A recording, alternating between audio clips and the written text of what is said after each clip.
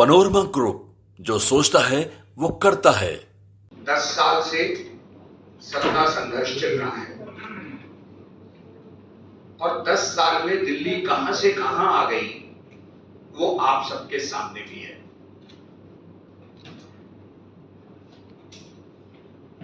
आज हमारे अध्यक्ष श्री वीरेंद्र सचदेवा जी आपके समक्ष भारतीय जनता पार्टी का वक्तव्य रखेंगे कि किस तरह भारतीय जनता पार्टी ने अपने प्रथम शासनकाल में एक सुदृढ़ नींव रखी थी, आज उसकी क्या स्थिति कर दी गई है। इस प्रेस वार्ता में हमारे साथ दिल्ली भाजपा के मीडिया रिलेशन प्रमुख विक्रम मित्तल जी भी हैं। मैं अध्यक्ष जी से अनुरोध करूंगा कि वे भारतीय जनता पार्टी का वक्तव्य दिल्ली की अर्थ स्थिति पर रखें। नमस्कार साथियों,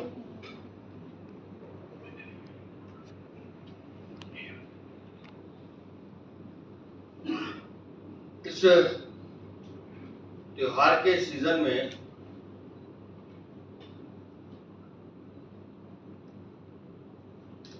दिल्ली की भ्रष्टाचारी अरविंद केजरीवाल की सरकार ने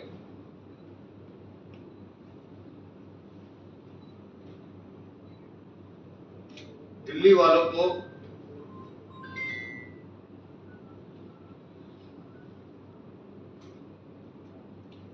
धोखा या यूं कहें कि उन्हें संकट में धकेलने का मन बना लिया है।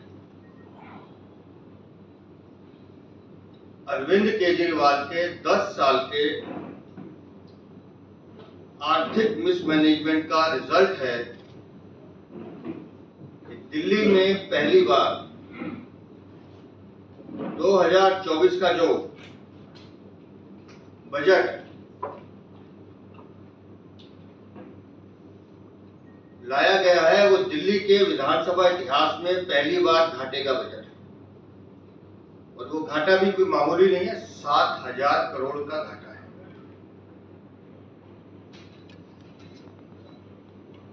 उन्नीस सौ 94-95 में पहला बजट विधानसभा के बनने के बाद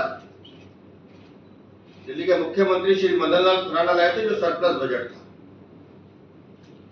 और तब से लेकर अब तक 2022-23 तक जितनी भी सरकारें हैं वो सरप्लस बजट लाती गई। लेकिन आज की इस भ्रष्टाचारी अरविंद केजरीवाल की सरकार के पास जो योजनाएं चालू है उसको पूरा करने का पैसा नहीं है। और उससे भी दुखद ये कि दिसंबर आते आते अपने दिल्ली सरकार के कर्मचारियों को तनख्वाह देने का पैसा भी नहीं होता।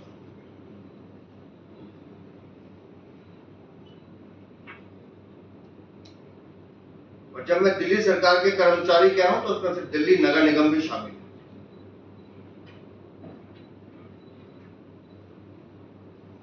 ये है आर्थिक मिसमैनेजमेंट जो अरविंद केजरीवाल की सरकार ने पिछले 10 सालों में किया है। और इस पूरे घाटे के बजट का या जो घाटे का अनुमान लगाया जा रहा है उसका मूल कारण है बिना आर्थिक संसाधन जुटाए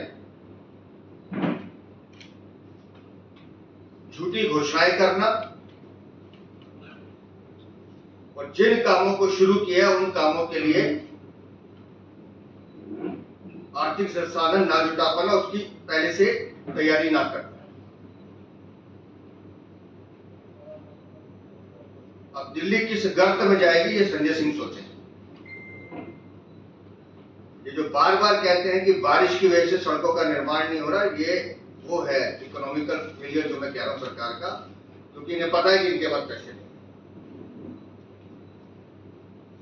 अब जानकारी मिल रही है कि 1 साल तक जो ये मार्शल को धोखा देते रहे उसका कारण ये था कि जब इन मार्शल को लगाया गया था तो भी उनके आर्थिक संसाधन नहीं जुटाए गए थे, ये तय नहीं किए गए थे उनको पैसे कहां से दिए जाते। तभी अरविंद केजरीवाल ने उसको साइन किए थे कि इनको हटा दिया। सत्ता के 10 साल अरविंद केजरीवाल सिर्फ तुमने लड़ने का काम किया है, संघर्ष का काम किया है, जनता के हितों के लिए नहीं, अपने हितों के लिए। जितना पैसा तुमने शराब दलाली में कमाया है, अगर वो पैसा जनता के हित के लिए लगा दिया जाता तो शायद दिल्ली को ये दिन नहीं देखना। और सिर्फ शराब की दलाली नहीं है, दिल्ली का हर विभाग। अभी पिछले दिनों हमने प्रेस कॉन्फ्रेंस करके बताया था कि दिल्ली के अस्पतालों की क्या हालत है। 50 से 60 प्रोजेक्ट ऐसे हैं जो सिर्फ देरी के कारण अपनी क्षमता से डबल कीमत के हो।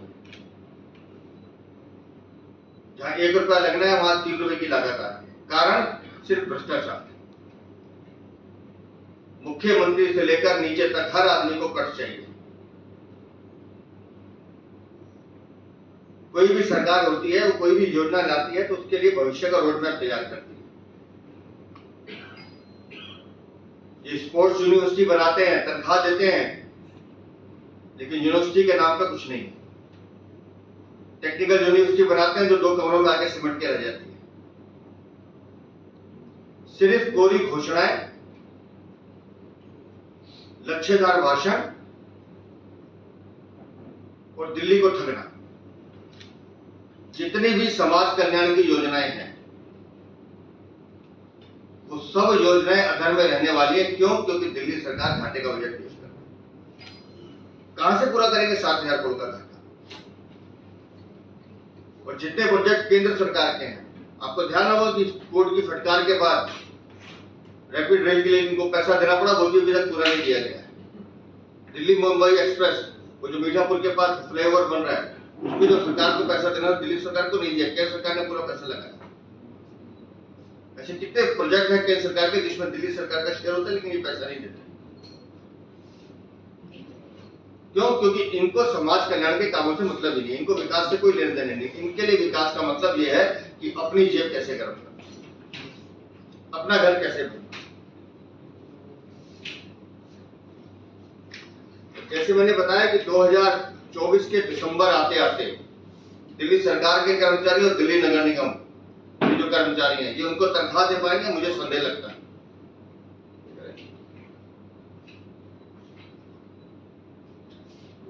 और अब आप 2014 से इनकी मिसमैनेजमेंट का एक तरीका और समझ लीजिए। अरविंद केजरीवाल सत्ता में आए, 16,000 गेस्ट टीचर को पक्का करने का वादा, लेकिन फाइनेंशियल मैनेजमेंट जीरो है। वो टीचर आज भी धक्के खा रहे हैं। उसी तरह से स्वास्थ्य विभाग के वो संविदा कर्मचारी 25-25 साल से आते हैं लोग हमारे पास, जो पक्के नहीं हुए। क्यों? क्योंकि सरकार के पास खजाने में पैसा नहीं है घोषणा करने के लिए। कोविड में जो कर्मचारी लगाए गए थे, आज 3 साल के बाद उनको भी छुट्टी कर दी गई, क्योंकि सब कॉन्ट्रैक्ट में। छुट्टी करने का कारण फाइनेंशियल अरेंजमेंट नहीं है। इसी तरह से डेवलपमेंट के जो प्रोजेक्ट, जिसके मैंने हॉस्पिटल्स का, सड़कों की हालत आप देख रहे हैं, स्कूल कॉलेज, कहांगा यूनिवर्सिटी, कुछ नहीं है जी, सिर्फ छल, धोखा और ठगी है। दिल्ली को आज पावर सब्सिडी कह रहे हैं हम दे रहे हैं, लेकिन हालत सबको पता है कि बिजली के बिल कैसे आते हैं। ट्रांसपोर्ट विभाग, सिंचाई विभाग,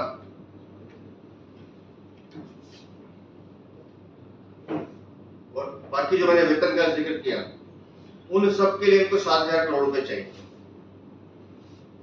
पर पैसा एक नहीं है, फूटी कौड़ी भी नहीं है। तो सरकार कैसे चलेगी?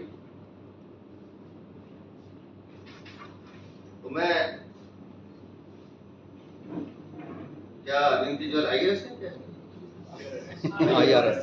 रेवेन्यू सर्विस, इनको अर्थ की अच्छी जानकारी है और एक्सपर्ट होने चाहिए इसमें तो इनको, लेकिन वो एक्सपर्ट है झूठ बोलने में।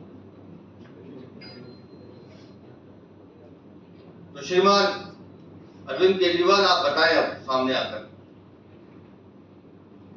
कि ये 7,000 करोड़ की जो कमी है, जो घाटे का बजट आप पेश कर रहे हैं, और कितनी चतुराई से आपने खिसका दिया नई नवेली मुख्यमंत्री की तरफ कि मुझे ना बोलना पड़े।